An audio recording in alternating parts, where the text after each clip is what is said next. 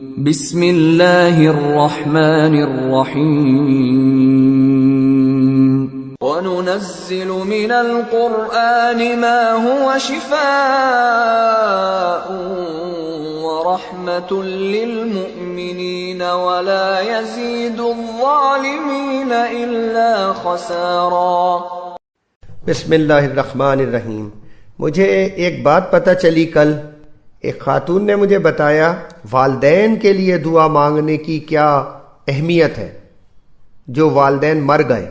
انہیں کسی نے ایک حدیث سنائی، مجھے نہیں معلوم کہ وہ حدیث درست ہے یا غلط ہے، لیکن بہرحال کہ جو والدین کے لیے دعائیں نہیں مانگتے، اپنے زندہ یا مرے ہوئے والدین، ان کی دعائیں قبول نہیں ہوتی۔ تو خاتون کے ماں اور والد دونوں والدین کا انتقال ہو چکا ہے، تو انہیں خیال ہوا کہ ہم تو لاپرواہی کر رہے ہیں، تو انہوں نے بہرحال استغفار بھی کی اور اپنے والدین کے لیے دعائیں مانگی۔ 2 دن 3 دن گزرے ان کو اس طرح سے کہ انہوں نے دعائیں مانگی اپنے والدین کے لیے خاص طور پہ، اور اپنے لیے بھی مانگی۔ تو انہوں نے خواب میں دیکھا اپنی والدہ کو کہ ان کی والدہ ہیں اور وہ آئی ہیں بہت مسکراتی ہوئی، بہت خوش اور پھولوں کے ہار ہیں ان کے پاس، اور وہ اس کو خاتون کو پہنا رہی ہیں کہ تم نے ہمارے لیے دعا مانگی تھی تو یہ تمہارے لیے بھیجے گئے ہیں اللہ کی طرف سے کہ میری بندی کو جاؤ، وہ میری پسندیدہ بندی ہے۔ والدین کے لیے جو دعائیں مانگے وہ پسندیدہ بندہ اور پسندیدہ بندی ہوتے ہیں، اس کو جا کے یہ ہار پہناؤ۔ اور وہ کہتی ہیں وہ میری والدہ مجھے ہار پہنا رہی تھی، اتنے سارے تھے کہ میں لد گئی اس میں، اور بہت خوبصورت پھول اس کے ہار۔ بس میں یہ بات کہہ رہا ہوں کہ میرے ساتھ بھی یہ کمی رہی کہ میں اپنے والدین کی باقاعدگی کے ساتھ جس طرح دعا مانگنی چاہیے توجہ کے ساتھ، اس طرح میں بھی نہیں مانگ سکا۔ لیکن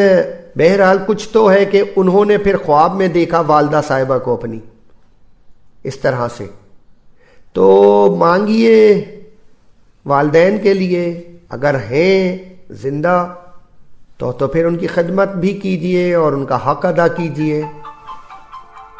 اور اگر دنیا سے جا چکے ہیں تو بھی ان کا حق ادا کیجیے، دعائیں مانگیے، بھوکے کو کھانا کھلائیے، کثرت سے استغفار کیجیے ان کے لیے، اور پھر اس کے بعد میں یہ سارے کام کرنے کے بعد اپنے کو ایک ایسی زندگی میں لے کے جائیے کہ آپ کے والدین کے لیے آپ صدقہ جاریہ بن جائیں۔ یہ نہ ہو کہ آپ جو ہیں والدین کو دکھ دیں، قبر میں بھی ان کے دکھوں کا سبب نہ بنیں۔ کم از کم اتنا کیجیے، یہ بھی بہت اہم بات ہے کہ جو بچے پیچھے ہیں دنیا میں اور ان کے عمل نیک ہیں، وہ صالح بچے ہیں، ان کے اعمال صالح ہیں، تو وہ ماں باپ کے لیے رحمت بن جاتے ہیں قبر میں، اور جن کے بچے دوسری طرح کے ہیں تو وہ اپنے والدین کے لیے عذاب بنتے ہیں قبر میں۔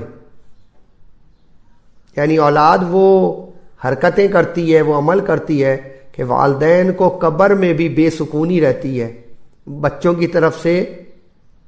پریشانیاں ہی آ رہی ہوتی ہیں۔ اس سے بچائیں اپنے کو، اس لیے کہ کل ہمیں بھی قبر میں جانا ہے، تو اس کو یاد کریں، اپنی قبر کو، اپنے معاملات کو، اور ابھی تیاری کریں اپنی قبر کی کہ کل ہم جائیں گے تو آج ہمارا عمل کیسے ہو کہ کل ہم بھی چاہیں کہ ہماری بھی قبر میں کوئی لائٹ جلا جائے، ہماری قبر بھی ذرا وسیع ہو جائے، ہماری قبر کے اندر بھی کوئی ٹھنڈی ہواؤں کا جھونکا ہو، خوشبوئیں ہوں۔ یہ سب کچھ ممکن ہے، لیکن عمل سے ممکن ہے۔ اور آج فکر کریں اپنے والدین کی، اپنے بزرگوں کی، ان کو شرمندہ نہ کریں قبر میں، ان کو تکلیفوں کا سبب نہ بنے قبر کے اندر کہ وہ قبر میں ہیں اور ہمارے عمل کی وجہ سے انہیں تکلیف پہنچ رہی ہے۔ اس کا خیال رکھیں، انشاءاللہ اللہ بڑا رحیم و کریم ہے، وہ سبب بنا دے گا آپ کے لیے بھی۔ بس اس کو یاد رکھیں، قبر یا تو جہنم کے گڑھوں میں سے ایک گڑھا ہے یا جنت کے باغوں میں سے ایک باغ ہے۔ اللہ ہم سب کی قبروں کو جنت کے باغوں میں سے ایک باغ بنا دے، آمین یا رب العالمین، آمین۔